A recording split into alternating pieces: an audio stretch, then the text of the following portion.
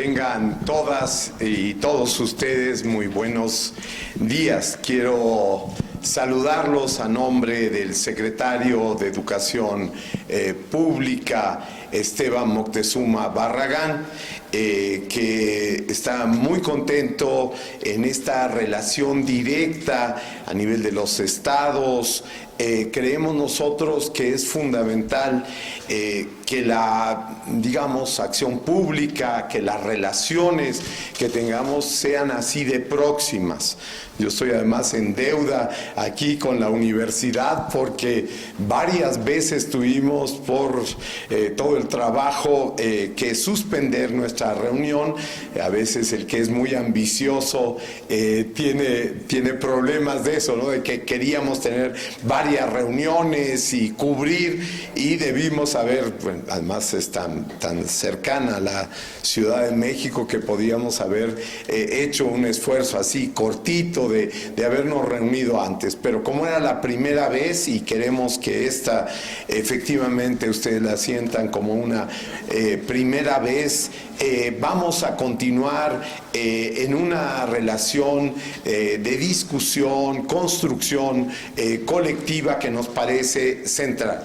Quisiera saludar especialmente al doctor Luis Armando González Plasencia, rector de la Universidad Autónoma de Tlaxcala, agradecerle, como ya decía yo, su gentileza y además su perseverancia para con nosotros tener una relación fuerte. En él agradezco la proyección internacional también de esta universidad, pero además su vocación que queremos redoblar, y adelanto esto como uno de los elementos centrales para nosotros, el desarrollo de las instituciones de educación superior o es internacional o no es, y de eso voy a detenerme más adelante, pero es con él con el que hemos tenido la oportunidad de coincidir en distintos espacios que nos parece fundamentales en la construcción de un sentido internacionalista desde la educación, desde la investigación, pero también hay que decirlo particularmente latinoamericanista de esta nuestra América. Quiero saludar también con afecto y en especial al doctor Manuel Camacho Higareda, secretario de Educación Pública del Estado de Tlaxcala, y comunicarles a través al gobernador, con el que tendremos oportunidad de vernos, pero a través de él, nuestro compromiso con respecto al Estado de Tlaxcala en tener una visión, pero sobre todo una práctica integral.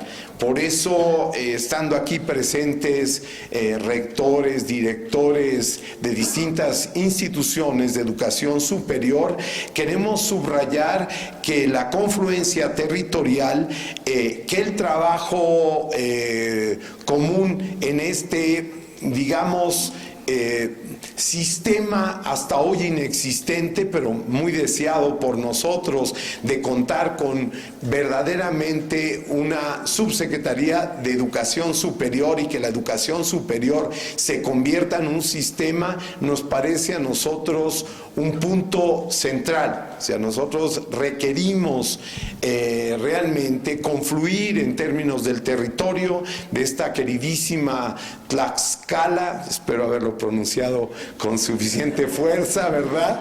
No, ya muchos años de conocernos ahí y sé la importancia de esta X que nos reafirma como tlaxcaltecas.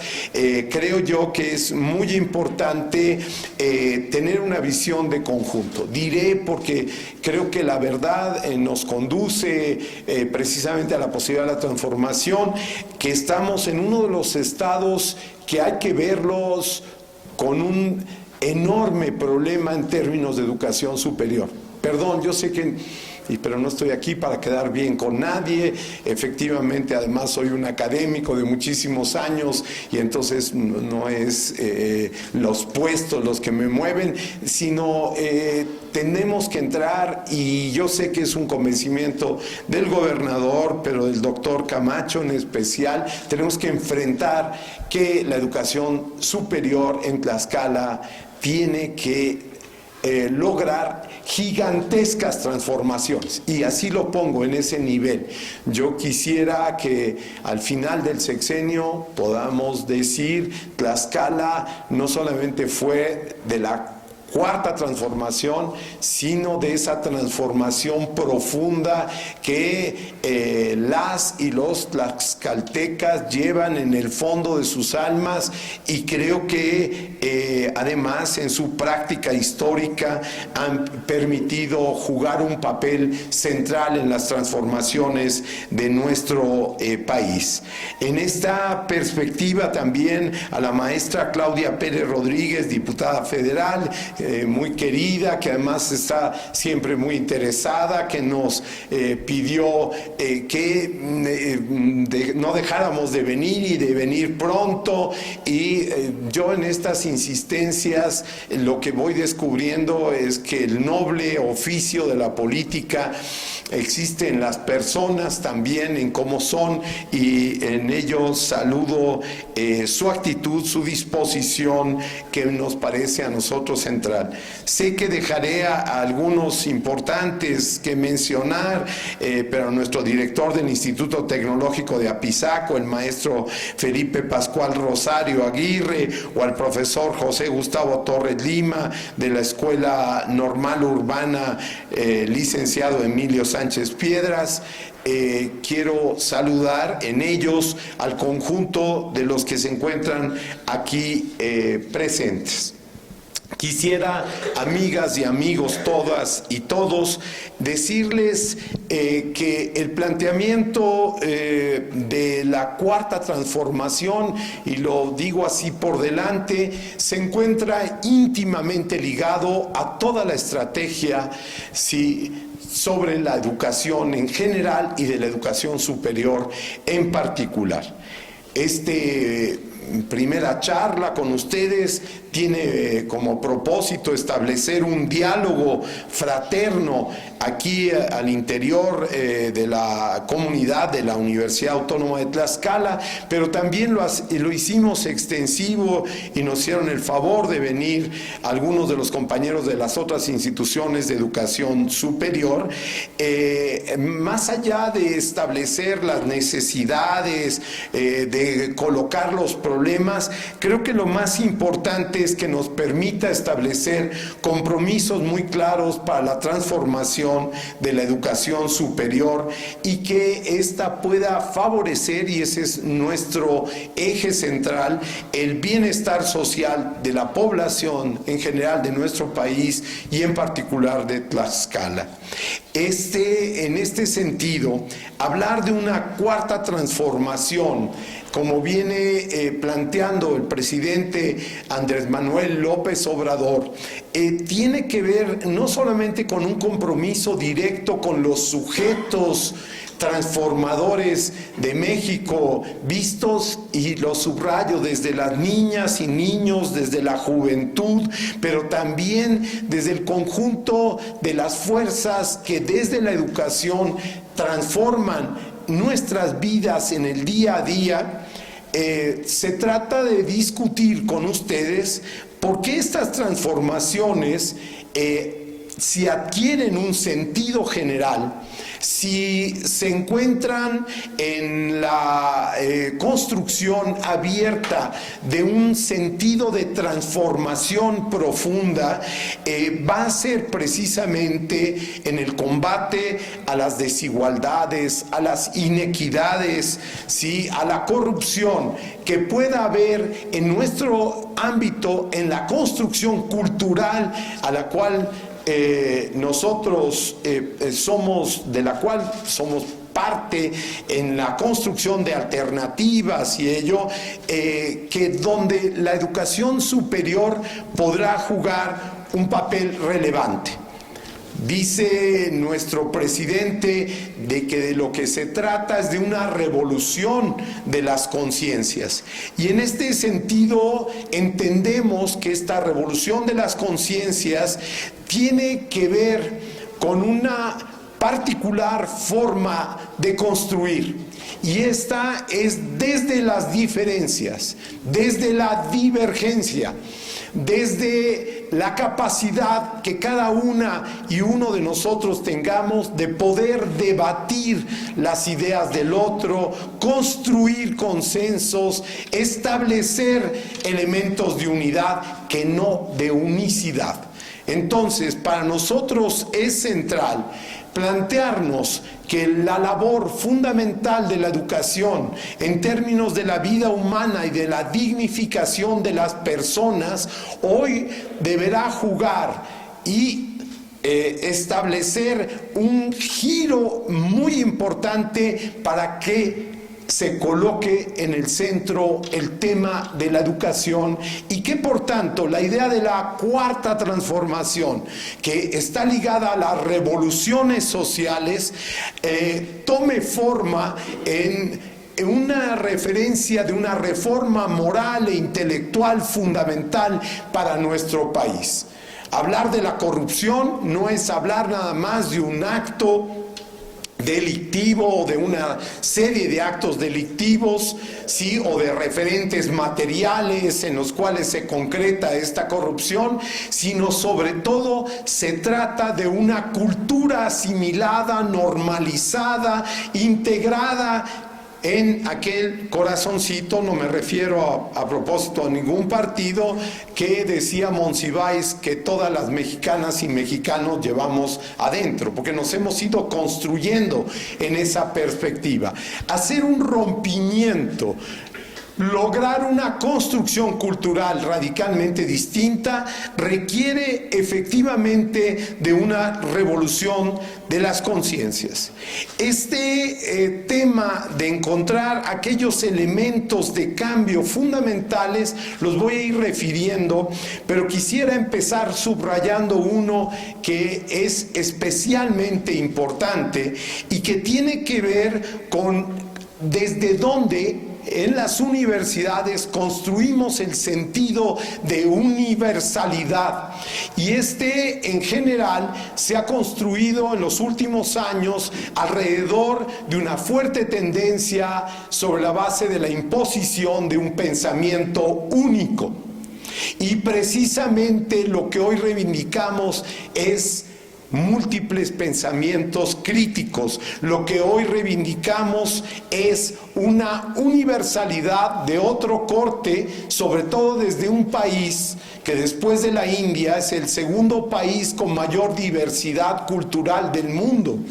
Entonces, la interculturalidad no representa simple y llanamente, miren, el lado folclorizante o interesante que puede ser, o que a pesar de los pesares y de los más de 500 años, sí, ahí siguen los pueblos originarios, sino se trata de cómo construirnos desde un elemento de universalidad radicalmente distinto, y esto tiene que ver con un orden de la teoría del conocimiento, tiene que ver con, y perdón por el término, sí, más allá de la ontología occidental, esto es más allá del deber ser, del ser, sí, y del hacer, mucho más allá en la construcción de un sentido de una diversidad que se atenga precisamente al reconocimiento de sí misma y que pueda plantear no en la unicidad,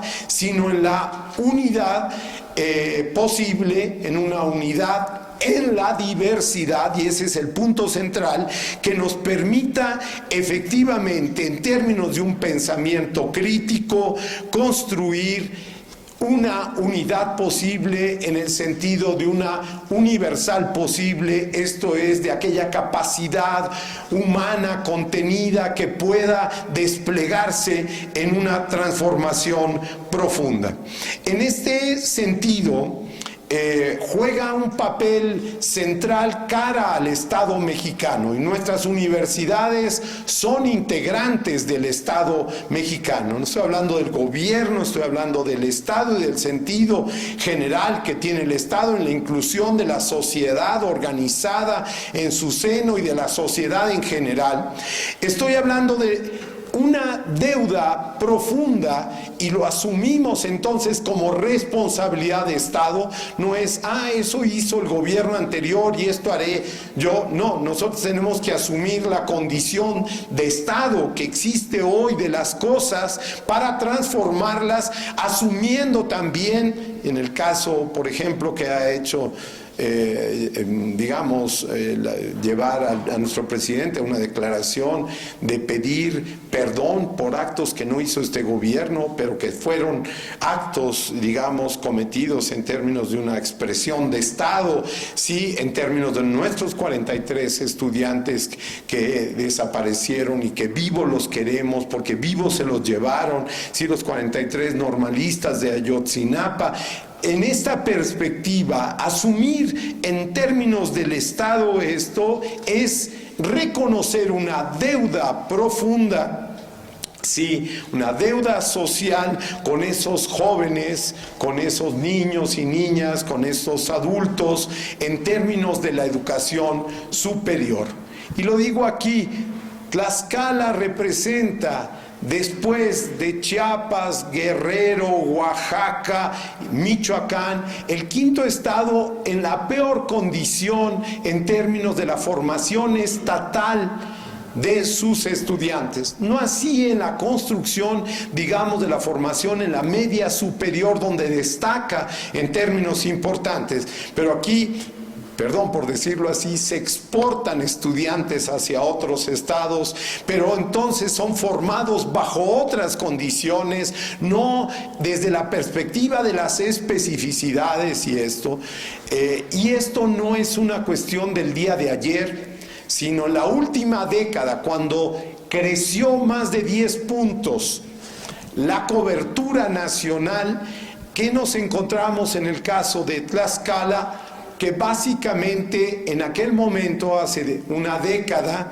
Tlaxcala estaba por debajo de la media nacional, 2.2, sí, puntos por debajo de la media nacional. Hoy se encuentra casi 10 puntos por debajo de la media nacional. O sea, la brecha creció en la última década, cuando creció la cobertura. Tlaxcala no solo se quedó en la vieja condición, sino en términos relativos y en la correlación nacional tuvo, digamos, un freno inexplicable, porque también, sí, en términos de la desarrollo del Producto Estatal Bruto, en términos del desarrollo industrial, de la conectividad, del desarrollo de infraestructura carretera, etcétera. Tlaxcala, hay que reconocer un desarrollo importante económico, etcétera, pero no así en sus condiciones en términos de la educación. Y esto lo decimos con todo respeto, cariño, pero precisamente desde ese cariño lo que decimos es que enfrentamos una condición que tenemos que incorporar fuertemente.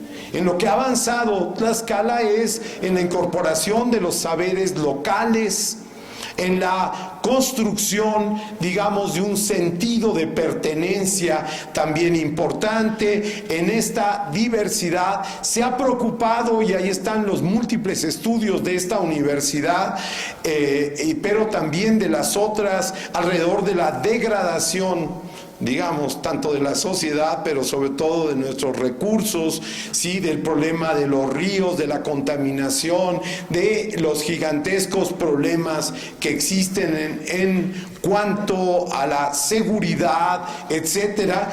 Hay ahí un conocimiento en el cual habla de una conciencia importante, colectiva, pero que hoy se hace, digamos, urgente convertir en acciones específicas, transformadoras de nuestra realidad. Lo mismo podríamos decir para los términos de la paz, de una cultura de paz y una cultura en términos de los derechos humanos. Creo que en este sentido les quisiera decir a ustedes que hoy contamos con un marco constitucional, con un artículo 3º y una modificación del 31 y 73 de la Constitución en materia educativa que representan verdaderamente un giro radical en términos del planteamiento de la educación, del papel de la educación en la transformación social y particularmente de la educación superior. Hay que decir y subrayar que fue gracias a las diputadas y diputados, ¿sí?, de las senadoras y senadores, tenemos unos resultados en la votación fundamentales, hay que subrayarlo, de verdadera convergencia en la diferencia y en la discusión, que le dieron una fuerza a este artículo 3º en particular. Bueno, los otros son elementos para adecuar aquí y poner en consonancia, que representan, sobre todo si vemos los resultados de las votaciones en digamos, en las cámaras locales, vamos a ver que contamos con un artículo 3º con una muy amplia, yo diría fundamental, expresión en plena libertad de lo que significaría apoyar un cambio. Es por ahí que yo quisiera subrayar y para no extenderme demasiado y más bien establecer un intercambio con ustedes, yo prefiero exponer sintéticamente algunos aspectos, pero poder tener una conversación que pueda profundizarse en lo que a ustedes les parezca relevante, que voy a puntualizar varios aspectos. Uno, ¿qué quiere decir que toda persona tenga derecho a la educación hoy día? Y que pasemos de un derecho social a un derecho humano.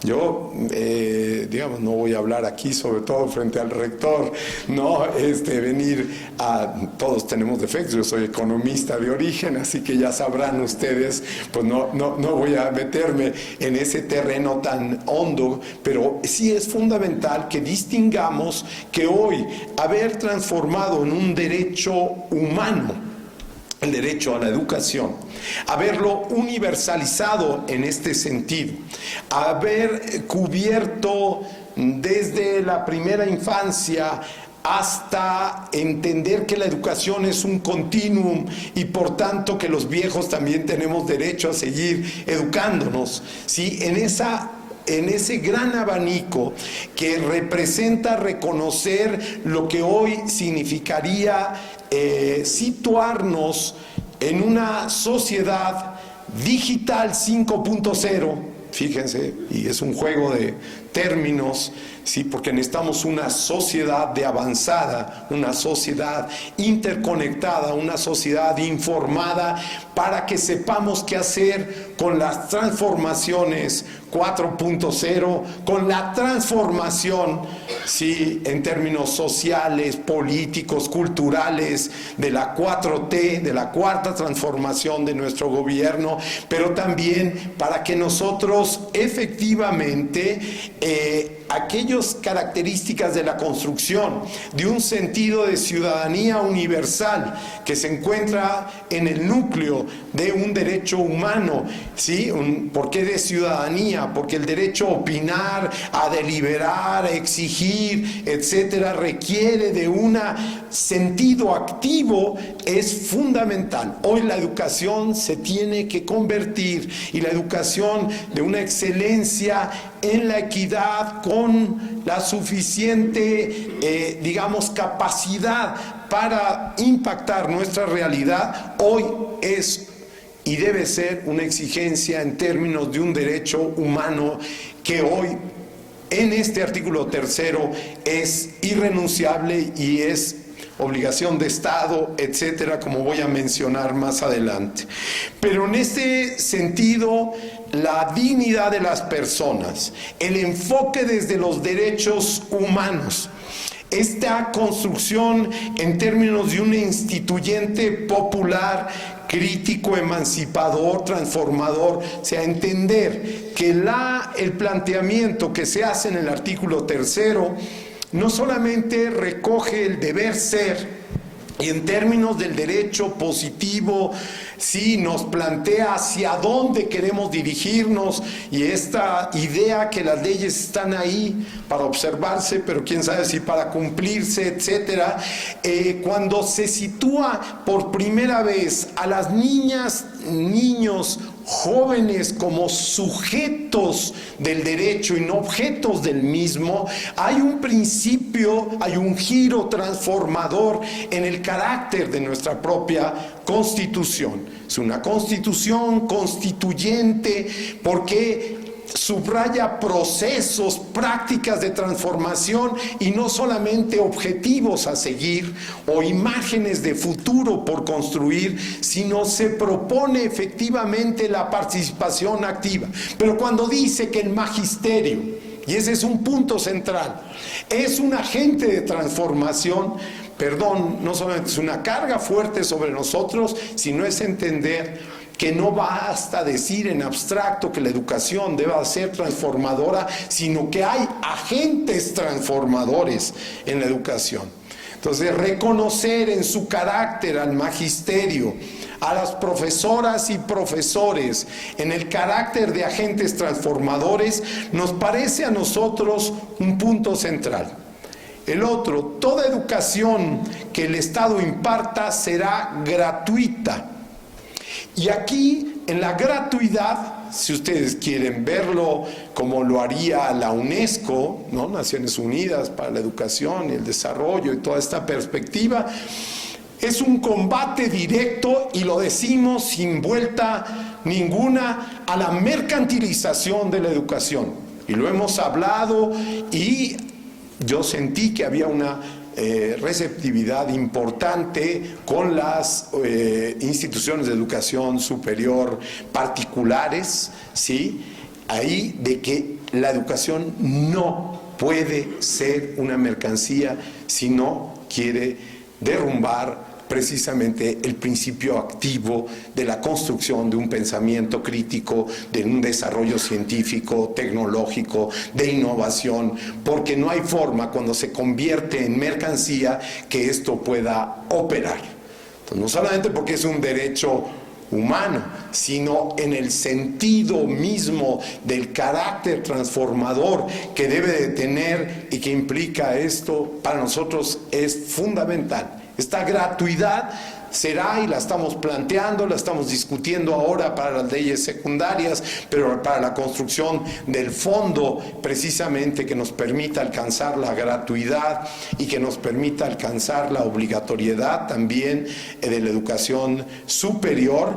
Queremos decirlo, que será, y subrayamos, porque esto no es de un plumazo, gradual, que tendrá que irse asimilando, que ya veremos cómo lo planteamos desde la, digamos, desigualdades mismas que existen en el sistema, ¿sí? No es lo mismo, perdonen, para la UNAM cobrar, aunque sea una bicoca, gracias a los movimientos estudiantiles, hay que decirlo, una bicoca no es nada lo que cobran en la UNAM, pero aún así no representa para la UNAM nada, y sin embargo para las universidades que tenemos con las peores condiciones son las que se han visto en la ruta de cobrar más, de que existan cuotas, etcétera. Eso lo vamos a ir haciendo gradual, pero es un compromiso de Estado, pero esta gratuidad, yo quisiera subrayar, garantiza un derecho, pero además nos plantea una perspectiva distinta sobre la educación,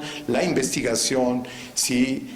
El llamado servicio, nuestra extensión de la cultura, es restituir el sentido general de que la educación no es una mercancía, y para nosotros esto es central. Aunado, perdón por la vulgaridad del salto que voy a dar, con presupuestos plurianuales, con una planificación precisamente para desplegar alrededor de esto un elemento real en términos de ser realistas y de poder concretarlo, es un punto central junto con la obligatoriedad de la educación superior que corresponde al Estado, por aquellos que se quieren seguir confundiendo, ¿no? ¿Y cómo vamos a obligar a jóvenes que son adultos a que estudien? No es la obligatoriedad, es una obligatoriedad de la perspectiva del Estado, y que debe de garantizar que no existan obstáculos ni económicos, ni materiales, sociales, culturales, para que exista un acceso a la educación. Porque uno puede decir, no, pues ahí está abierta la puerta, cualquiera que pase nuestros exámenes podrá ingresar. Perdón, es cerrar los ojos a una tremendas inequidades y desigualdades de corte social, pero de corte también étnico, de corte también de género. Existen una serie de elementos, qué sé yo, lo hablábamos en la propia UNAM hace 3 días con el rector Graue. Sí, en la UNAM entra 50% de estudiantes hombres, 50% mujeres. Nosotros decíamos, sí, pero toda su información nos dice que se están quedando más mujeres fuera que hombres. Entonces, ahora sí, igualdad. Perdón, ¿cuál igualdad? Si se están quedando más mujeres, ¿sí?, es por cada 12 mujeres entra una en la UNAM, por cada 10 hombres entra uno en la UNAM. Perdonen, ahí hay un elemento de rezago en términos de género fundamental que hay que cubrir, o por lo menos ser consciente de políticas que tenemos que realizar específicas para esto y eso. Ahora, el tercer eje que quería yo nada más mencionar es este tema de la autonomía. Gracias a un error tipológico ahí de 3 puntitos que faltaron, ¿no? Entonces se borró la autonomía, y eso nos sirvió, perdón por ser tan positivo frente a la posibilidad de entender las cosas, de poner otra vez la autonomía en el centro. ¿Sí? Se les olvidó, son enemigos de... Para nada, sí, pero no solamente para nada, sino ¿qué entenderíamos hoy por el tema de la autonomía universitaria como una garantía constitucional, pero como una constructora de ciudadanía, de libertades, de democracia, de construcción de una cultura interna hacia las universidades, desde su rango de autonomía a las instituciones de educación superior fundamentales?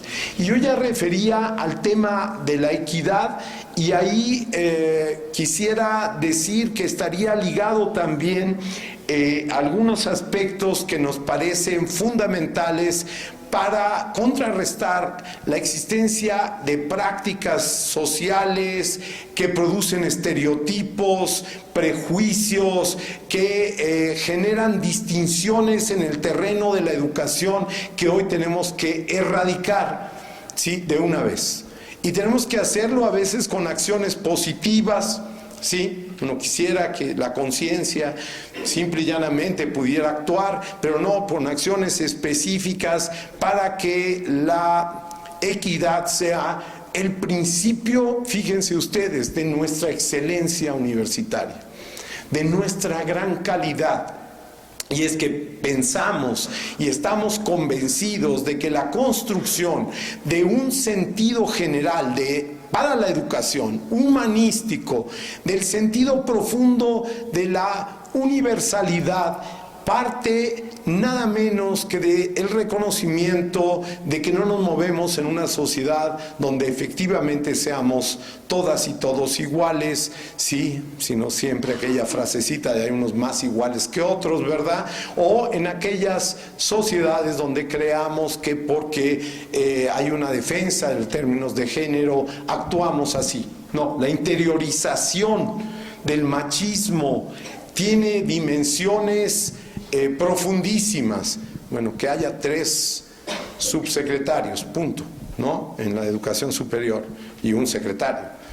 hombre, ¿y dónde están las mujeres? Y no son capaces, y esto es todo un proceso, y estoy hablando de la supuesta cúspide de algo que nos estaría hablando de un proceso que estaría reflejando.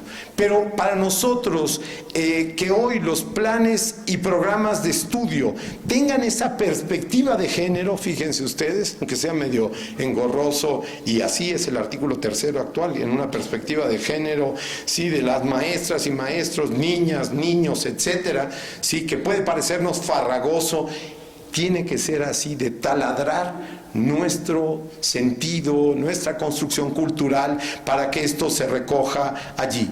Pero que el reconocimiento de que las ciencias y las humanidades, la tecnología, la innovación, las lenguas indígenas de nuestro país, a la par de las lenguas extranjeras, y el cuidado del medio ambiente, tienen que ser transversales, o no tendremos un sentido precisamente de construcción de un cambio. De lo anterior, podríamos decir en términos muy sintéticos, se derivaría distintos aspectos que giran alrededor de la equidad de género, en la cual nosotros vamos a profundizar en el tema de, digamos, de esta, digamos, contrasentido de hablar de medio y ambiente, pero bueno, del ambiente, de la naturaleza, y que se desprenden a nivel local distintos conocimientos, saberes, y que algunos de los trabajos más interesantes que he leído sobre la concepción de la naturaleza y desde una ontología no occidental, cómo pueden ser defendidos los ríos de Tlaxcala, me parece a mí algunos de los trabajos antropológicos más serios e interesantes, de ruptura a nivel de la teoría del conocimiento de lo que pueden darse, pero también el de la noción, pero que es la transversalidad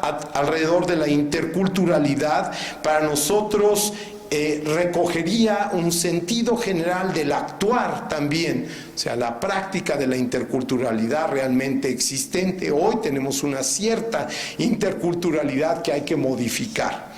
Y esta interculturalidad de dominio no solamente étnico, sino de dominio de una lengua en un país que se reconoce plurilingüe, es algo que hay que modificar a partir de la conciencia de que tenemos que modificarlo si queremos desarrollarnos regional, localmente, a nivel nacional e internacional. Porque la universalización, como decía yo, la entendemos desde nuestra diversidad. Nuestro sentido de internacionalización es desde el que nosotros tenemos que ser, si ustedes quieren, jugando con los términos internacionales hacia nuestro propio interior. Tenemos, ya, no solamente porque hay 2.2 millones de gringos en México, ¿no? Por cierto, la mayoría ilegales, ¿no? Hay pocos estudios sobre esto, pero no tienen papeles, son sin papeles, para llamarle en términos amables, sí, pero en este país, entonces, el inglés, pues es también otra de las lenguas que se hablan, y no cualquier cosa, sino importante. Entonces, en esta perspectiva, las prácticas pedagógicas y el sentido de la interculturalidad nos parece a nosotros fundamental. En esta formación, que también tiene que recogerse entonces de nueva cuenta en el combate a la lectura disciplinar, positivista, o cuando mucho neopositivista, en la construcción de nuestras carreras, definición de nuestro sentido, hay que reconocer que después de los años 70, 80 y hasta principios de los 90, de un gran esfuerzo en la perspectiva de interdisciplina, dimos un paso atrás poderosísimo. Sí, ahí están las calificadoras de nuestras carreras, todo el mundo enconchándose de nueva cuenta, sí, en sus disciplinas, en las profesiones, defendiéndose como tales, y hay que reconocer que las disciplinas, las profesiones vistas así, son elementos de inercia institucional que no nos permiten la transformación profunda de nuestras carreras, de nuestras investigaciones, porque siguen dominadas por el pasado, por las imágenes construidas socialmente, por los estereotipos y hasta por ciertos estereotipos tipos extremos como el de o dice el titulito licenciado o no vale, ¿no? Y que aunque seas ingeniero y socialmente tengan un papel los ingenieros, no, los padres quisieran que dijera licenciado, sí, aunque nosotros estemos haciendo otra cosa. El otro criterio, perdón, para no, si lo tuviera que ligar todo, que lo traigo ligado todo, tendríamos un problema de tiempo, es el de la territorialización de nuestra acción universitaria, de las instituciones de educación superior en el territorio. Uno de los esfuerzos, pero además yo diría quizá el efecto transformador mayor que existe hoy en nuestras prácticas es que estamos marchando a un reforzamiento del federalismo a partir de un sentido de territorialidad distinto. ¿Y por qué territorio y no espacio? Porque hablamos del empoderamiento comunitario, local, de la construcción desde los gobiernos de los estados, de perspectivas que respondan a sus regiones, a sus condiciones específicas, pero no como regiones en abstracto, sino como aquellos que viven y aquellas que viven, trabajan, se organizan, tienen una cultura regional, etcétera, que son los sujetos. Y entonces, en este sentido, el criterio de territorialidad es el de nuestra convergencia entre las distintas instituciones de educación superior como uno de los aspectos centrales que para nosotros tenemos que atacar.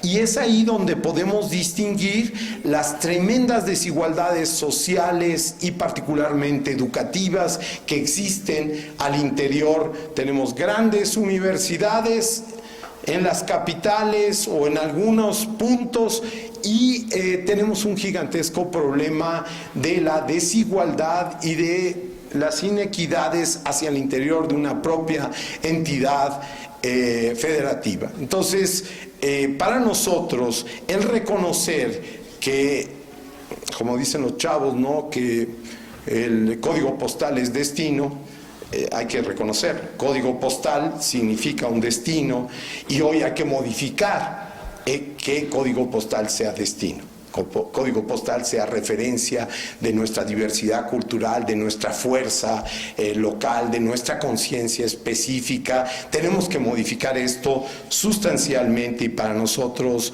nos parece fundamental.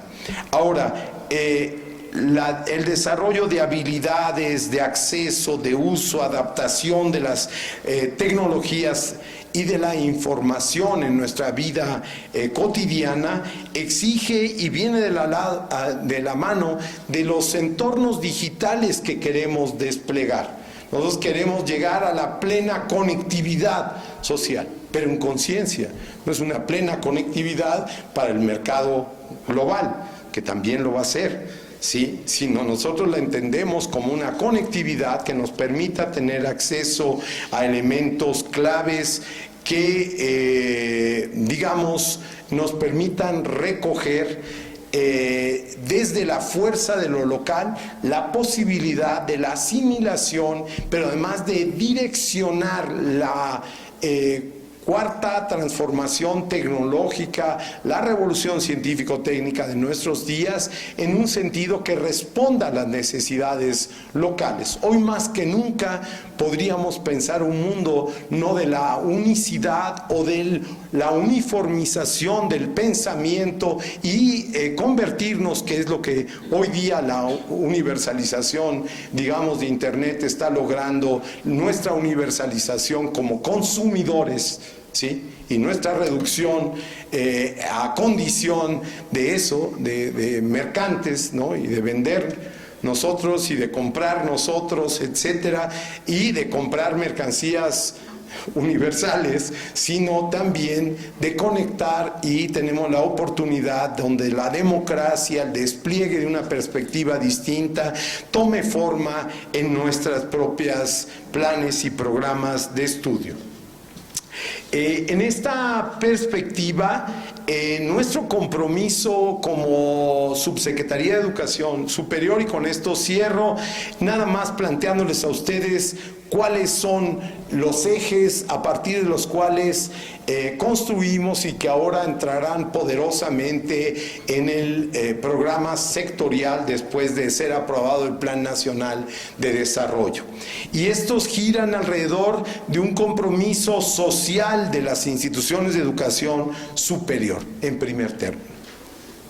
Entonces estamos diciendo algo muy poderoso, algo que está en nuestras leyes orgánicas, en, digamos, los documentos que nos dieron forma. Siempre se habla de este compromiso, pero nosotros queremos que en términos de las evaluaciones que ya tenemos, de cómo nos caracterizamos, empiecen a darse indicadores del efecto social efectivo que tenemos con nuestros entornos y en general a partir de nuestro despliegue, digamos, de todas nuestras capacidades, de todo nuestro sentido inventivo, de creatividad.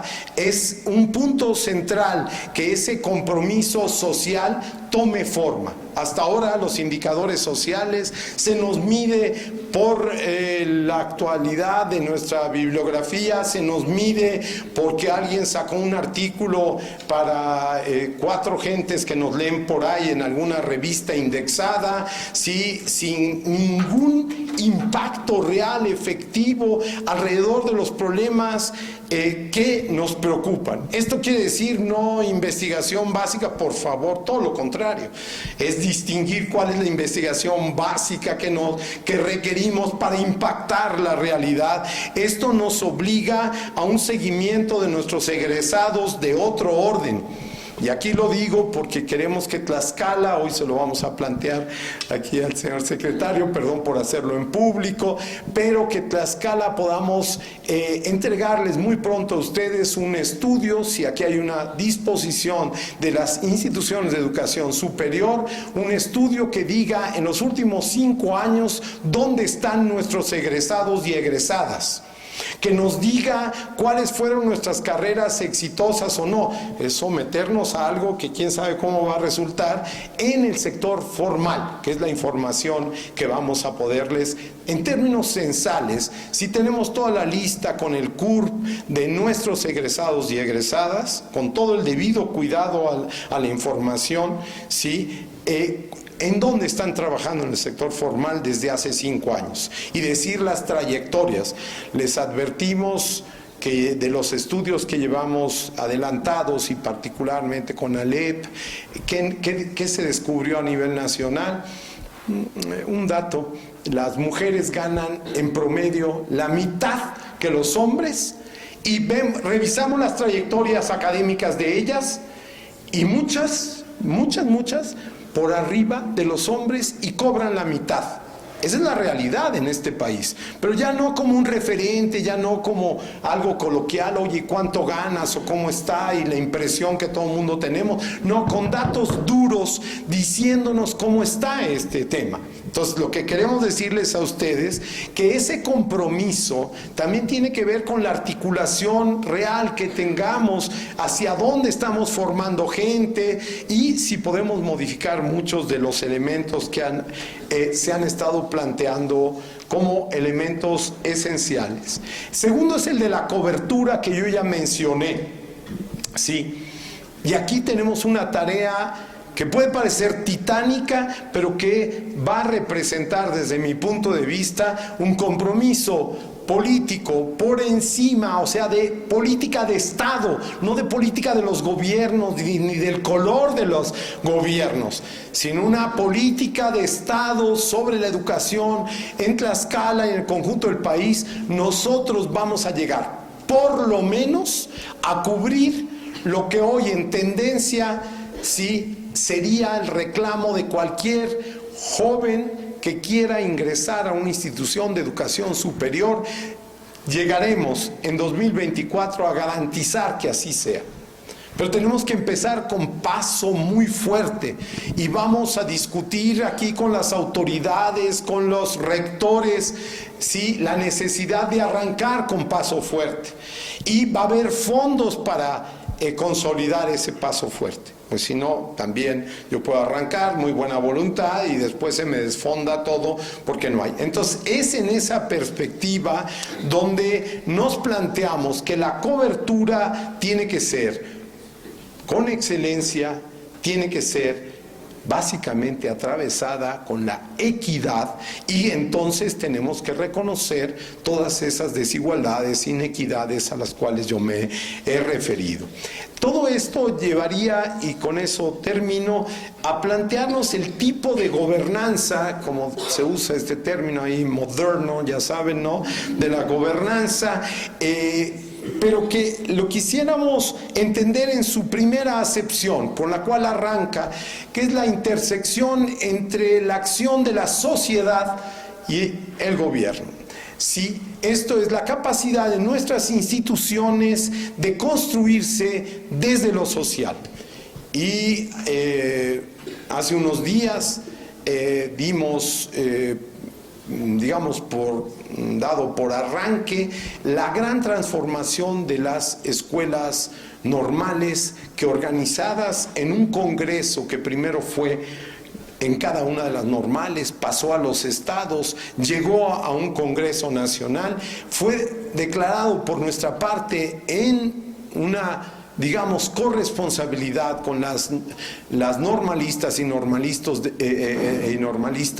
delegados a ese congreso como un congreso permanente para la transformación de las normales, para ubicar a las normales en el alto nivel que deben de estar, y estas particularmente tener una influencia, no solamente porque fueron las más atacadas, no solamente porque son los más olvidados entre los olvidados junto con las interculturales y otros sistemas, no solamente porque en términos presupuestales junto con las universidades politécnicas y tecnológicas son de las más sufridas en términos de cuánto, digamos, dinero por alumno se da para la educación en esos lugares, también con las tremendas diferencias, sino porque desde las normales el tema de la pedagogía como un elemento de un sentido de vida y de transformación nos parece a nosotros que debe de ser fundamental. Entonces, actuaremos y caminaremos juntos desde este sentido del gobernar juntos efectivo, ¿sí?, de ver cómo no solamente las instituciones tal cual estamos constituidas, sino las instituciones rompiendo nuestras inercias en todos los sentidos, pero con una sociedad activa, con jóvenes estudiantes, sí, reclamándonos, pero también participando de su propia educación, podemos efectivamente colocarnos en metas por alcanzar que deben de ser exigibles, como que el 1% del presupuesto público llegue a la educación superior. Bueno, ahí está el planteamiento. Si no hay una sociedad exigiéndolo, si no tenemos unas instituciones de educación superior movilizadas para explicar por qué tiene esto sentido transformador nuestra actividad y por qué nosotras y nosotros somos los que podemos efectivamente construir con los jóvenes un sentido de futuro y no solamente haber logrado este 1 de julio pasado, haber logrado recuperar el sentido de esperanza, sino convertir ese sentido de esperanza en una utopía posible. Para nosotros eso es esencial. Muchísimas gracias.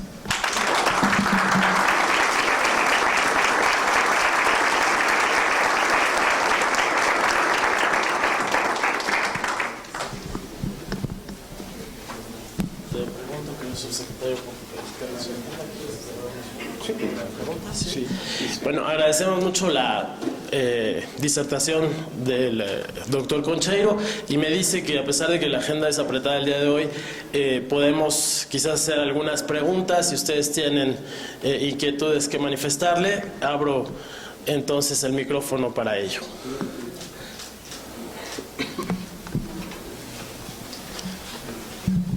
Muy buenos días, doctor Concheiro. Muy buenos días a todos los presentes. Dentro de todos los ajustes que se han planteado para la educación superior, hay un término que de pronto nos inquieta, precisamente en este camino para tratar de otorgarle a la sociedad, a los jóvenes, lo que ellos requieren, lo que ellos necesitan, además de este desarrollo como ser humano. En este proceso de irnos dignificando, se utiliza el término excelencia.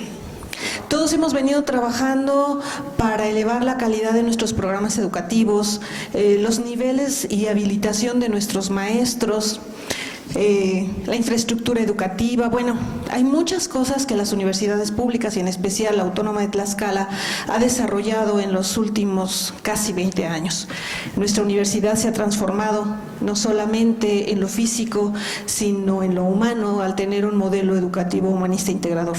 Pero en ese tratar de equilibrar, quisiéramos entender este concepto de excelencia para poder reorientar lo que ya venimos trabajando y poder cumplir con este Plan Nacional de Desarrollo y con la visión que tenemos ahora del artículo 3º, el 31 y el 73. Si hay más preguntas, sí. a lo mejor podemos hacerlas todas. Sí. Aquí tenemos uno.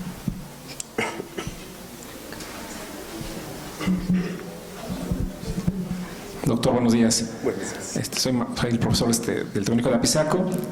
Mi duda es sobre lo que hablaba de los investigadores. Efectivamente, a veces hay casos de investigadores que, sobre todo, estudian en el extranjero, regresan a nuestro país y quieren hacer investigación sobre lo que estudiaron, que no se aplica para nada a nuestra región, a nuestro entorno.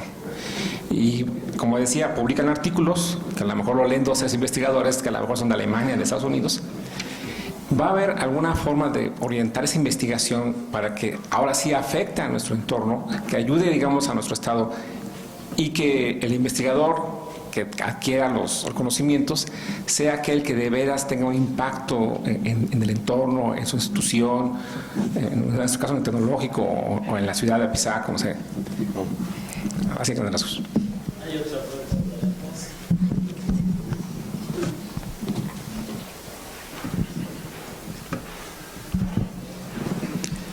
Buenos días.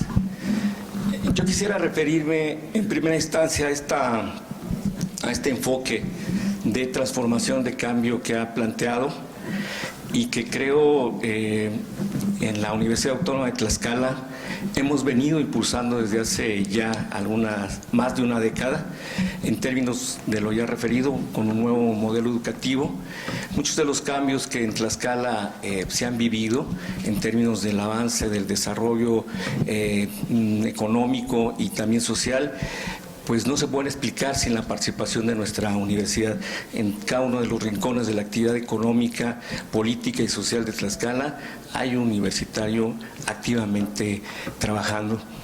En ese sentido, nuestro compromiso con la transformación social la venimos impulsando desde hace ya bastante tiempo. La perspectiva de género forma parte de la agenda de nuestro modelo.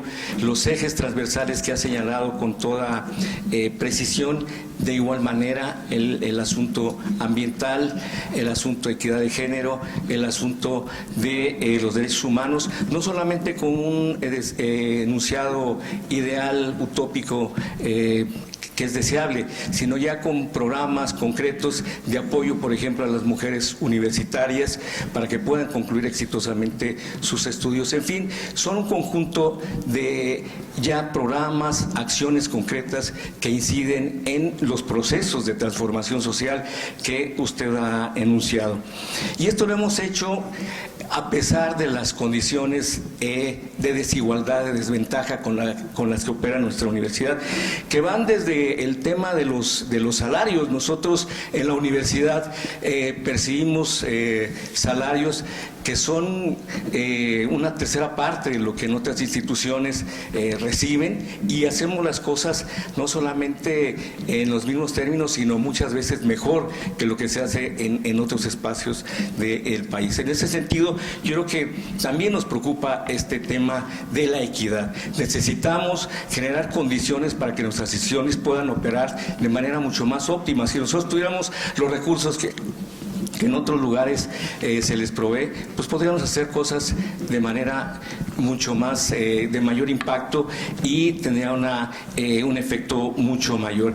En ese sentido, las brechas que señala en términos de la profundización de la cobertura del 2 al 10% son problemas también estructurales que se viven en el conjunto del país. El tema de la caída de la matrícula en la educación media superior es clara y objetivamente un problema estructural que impide que en las instituciones de educación superior podamos tener una mayor cobertura. En ese sentido, habrá que trabajar de manera mucho más amplia. El asunto de la orientación vocacional es muy importante. No hemos podido establecer ese trabajo que permita que los jóvenes no solamente se focalicen sus aspiraciones de ingreso a educación superior en 2 o 3 programas educativos, como medicina, por ejemplo, que es un fenómeno que se vive a nivel nacional y que nos pega también a las instituciones. Entonces, son problemas estructurales que sí necesitamos trabajar de manera muy articulada con las autoridades a nivel mucho más amplio, y ojalá podamos avanzar en ese sentido de equidad de manera estructural que permita a la universidad poder continuar con sus proyectos de transformación social en consonancia con la aspiración que ustedes están planteando en esta 4T. Muchas gracias. Sí, a estas vemos. Sí. En principio, el concepto de excelencia y hasta de la génesis del concepto y cómo llegó al artículo 3 es a propuesta en una reunión de la Coordinadora Nacional de Trabajadores de la Educación con la sección 9ª de la Ciudad de México. O sea, radicalísimos, y bueno, no les gustaba esto de calidad, etcétera, pero es un referente nuestro de la educación. O sea, nosotros todo el tiempo estamos evaluando. Estamos en contra de la evaluación punitiva, pero no de la evaluación. La evaluación es consustancial a nuestra función de trabajo académico, por favor. Entonces, quedarnos sin ningún referente a qué tipo de educación podía llevarnos, en el caso nuestro de las instituciones de educación superior, a ciertos modelos de algún país en América Latina donde el alcance es el 100%, ni siquiera el 50% que es la media, sino el 100%, pero con un derrumbe de la calidad de la educación inaudito. Sí, parece que está uno entrando a esas universidades en suelo bombardeado, después de una guerra, en condiciones efectivamente de falta de reactivos en los laboratorios, de equipo, etcétera. Bueno, perdonen, por cumplir una meta, uno puede estar, en vez de dignificando el trabajo hoy día, haciéndole que pierda aún más el sentido de estudiar, ¿no? Y de estudiar a nivel superior más. Entonces, no esa salida, y entonces vino esta propuesta de excelencia. El propio Latapí, en una conferencia magistral en la Universidad Autónoma Metropolitana, a la cual pertenezco, ¿no? Mencionaba la dificultad de todos estos conceptos y de la elitización a la cual pueden llevar. O sea, hubo todo este debate, particularmente nuestro secretario Esteban Moctezuma, contrario al concepto de excelencia. Bueno, le sonaba que entonces nos íbamos a separar más. Bueno, la construcción básica gira alrededor, yo no fui suficientemente explícito, de excelencia con equidad. O sea, ahí cambia todo el sentido de la excelencia.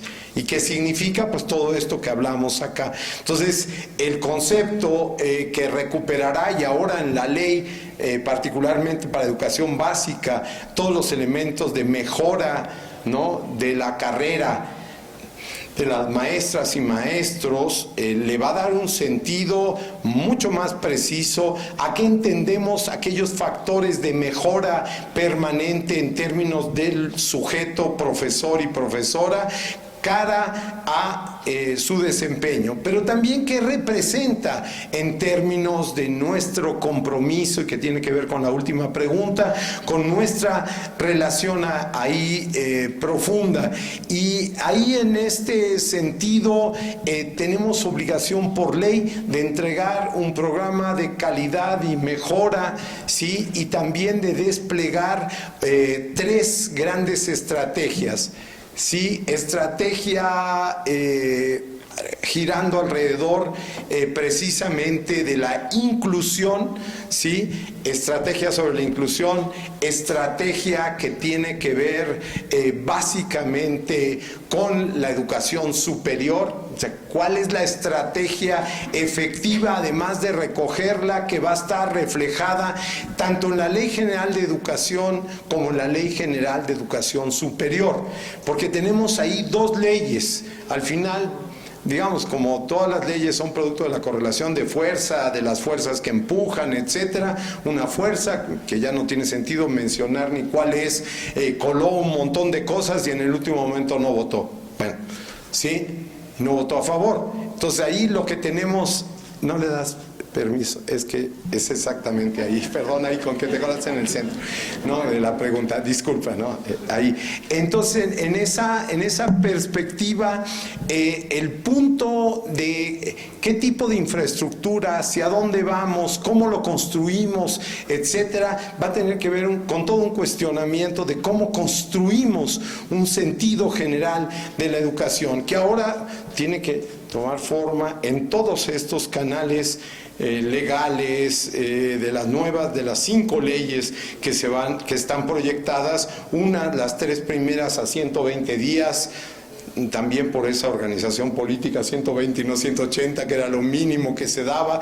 Ahora tenemos que trabajar a matacaballos sobre 120, pero a 180, y también la que están planteadas en el mediano plazo, pero que de una vez les digo aquí, no vamos a usar el mediano plazo, no nos vamos a diciembre de 2020 para la de educación superior. Y hablando ayer con las compañeras del Consejo Nacional de Ciencia y Tecnología, tampoco van a tomarse ese tiempo y vamos a ir juntos estas dos leyes. Eso me dio mucho gusto. O sea, no vamos a ir cada quien por su lado, con la cabeza, digamos, no sectorizada, que es CONACYT por un lado y la Subsecretaría de Educación Superior por otro, sino vamos ahí a construirla y eso. Y sí es una preocupación particularmente del centro de la mejora continua.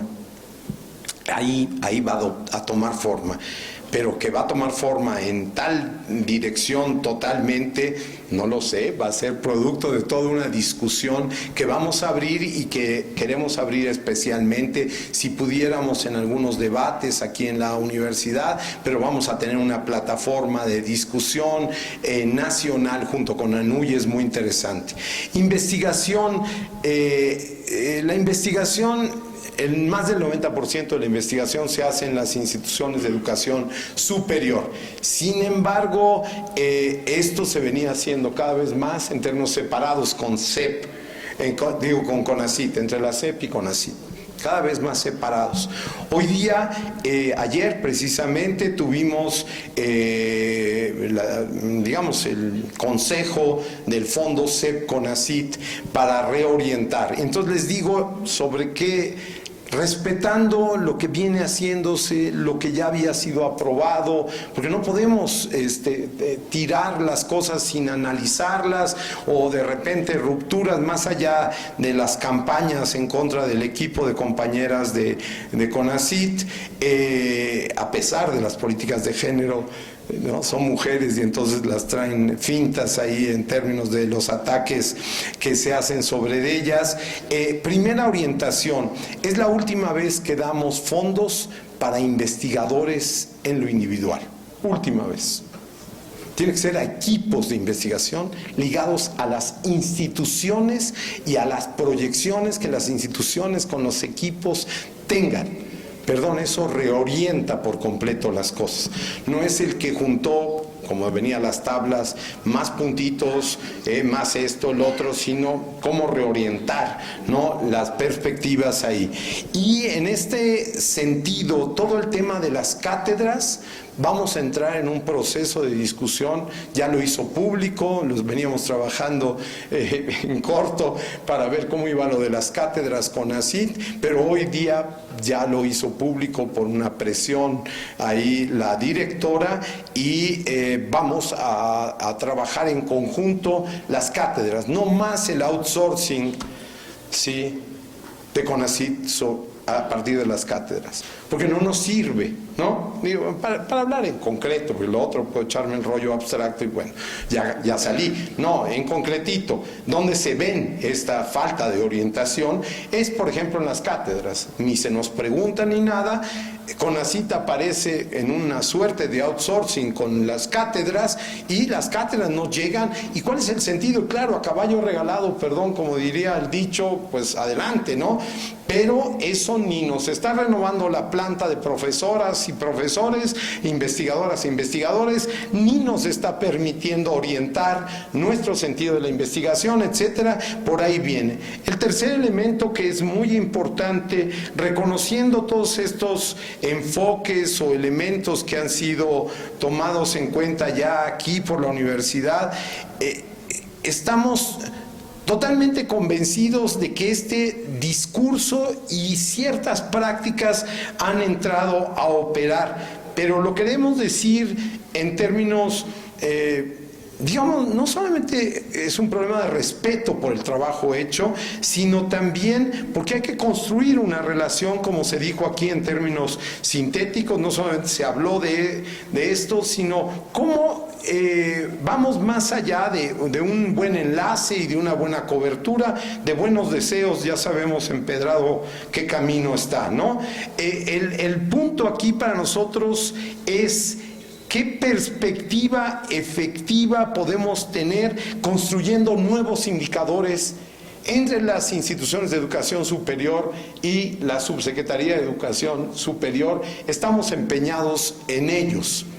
Estamos empezando a darle más peso a algunas cosas que a otras, pero vamos con paso firme a la construcción de indicadores sociales para la investigación, de relevancia, etcétera, y la lista general de temáticas, tanto de investigación básica como de investigación aplicada, por llamar esta división así medio, digamos, que se hace de estas dos grandes campos.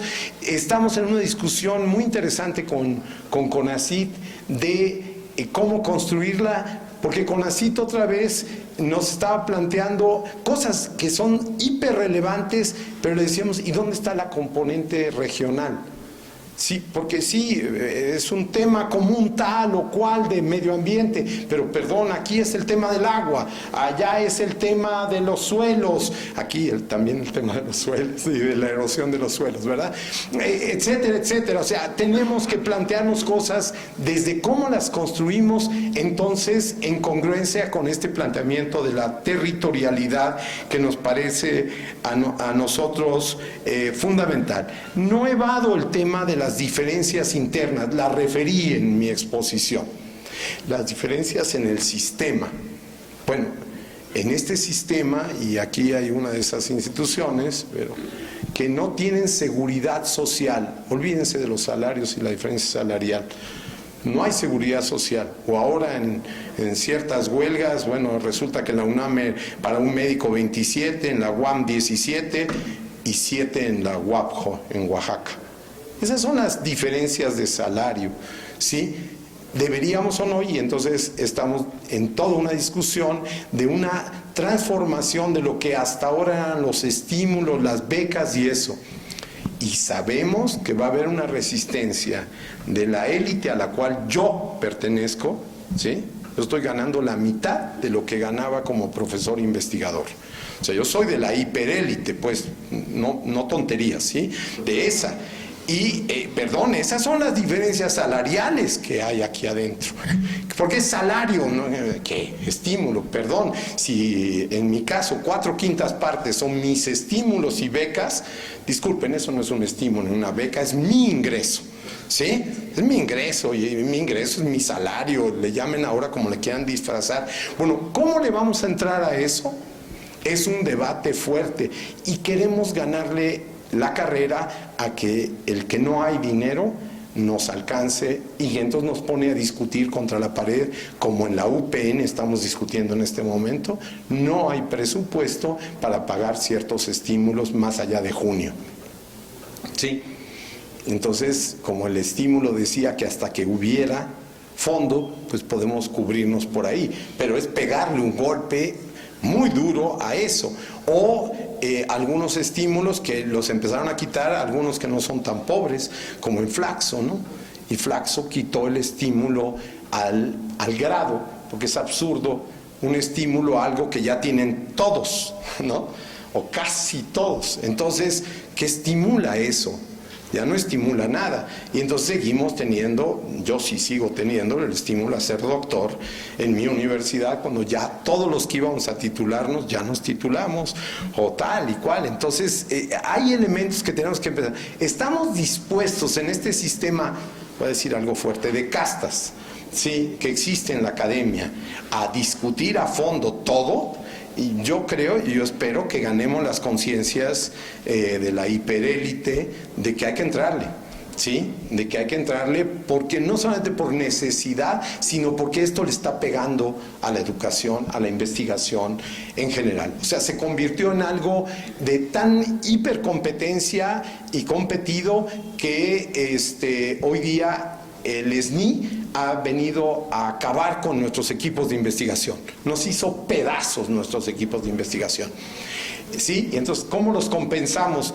Con unas pequeñas cantidades, ¿no? Aquí con Carmen, ¿no?, que vino, aquí estamos viendo en la Dirección General de Educación Superior Universitaria cómo algunos fondos los tenemos que discutir, pero finalmente no acaban compensando la capacidad destructiva de un sistema de competencias y de construcción de élites o de castas, si le queremos llamar más duro, para que me acaben regañando o queriendo regañar en algún lugar. Bueno, efectivamente le vamos a entrar por ahí o no. Creo que ese es un punto que va a ser muy importante, pero tiene que ser desde nosotros. ¿Qué hicimos el día de ayer? Cerramos un seminario para enseñarle a los sindicatos a leer la información que es pública, ¿sí?, y que hasta ahora no están utilizando, y que discuten y hablan según la prensa escucharon, etcétera. Queremos también conciencia de ese lado, ¿sí? Nosotros no somos el interlocutor central, pero sí podemos ayudarles a distinguir cómo aparecen la cuenta de las universidades en esto. Y hemos trabajado con las universidades fuertemente para transparentar. Tenemos por ahí un portal donde no solamente las universidades, sino, y aquí la suerte es que en este estado podemos decirlo, porque sale bien librado el gobierno del estado, cuando les damos el dinero al gobierno del estado y cuando se lo manda a las instituciones. Palomita verde o tache mientras no cumplan con eso, porque el jineteo del dinero es un gigantesco problema, ¿no? Un gigantesco problema. O estados que han mandado, como el de Baja California, ha mandado a la quiebra a la universidad, de ejemplo a nivel nacional de manejo de sus finanzas, le debe 900 y tantos millones de pesos, la mandó a la quiebra en 3 meses. Bueno, esas son las realidades que hay en este país. Entonces sí estamos frente a ello, pero les quiero decir que no nada más de política o de dientes para afuera, le queremos entrar a una política salarial efectivamente que cierre las brechas, que permita otras condiciones, pero que también discuta el sistema en su conjunto en condiciones, y es más que obvio, en condiciones muy difíciles en términos presupuestales. No tenemos dinero suficiente. Obligación de ley hoy, gracias al artículo 3º, para contar con lo básico para poder avanzar. Gracias a las diputadas, diputados, senadoras, senadores, y a los gobiernos, digamos, y a las cámaras locales por haber votado esto. Y hoy es obligación de ley. Es constitucional, entonces de ahí tenemos que construir. Estamos en esas, y sí vamos a entrarle, yo no busqué zafar el tema, no, el tema está en el centro.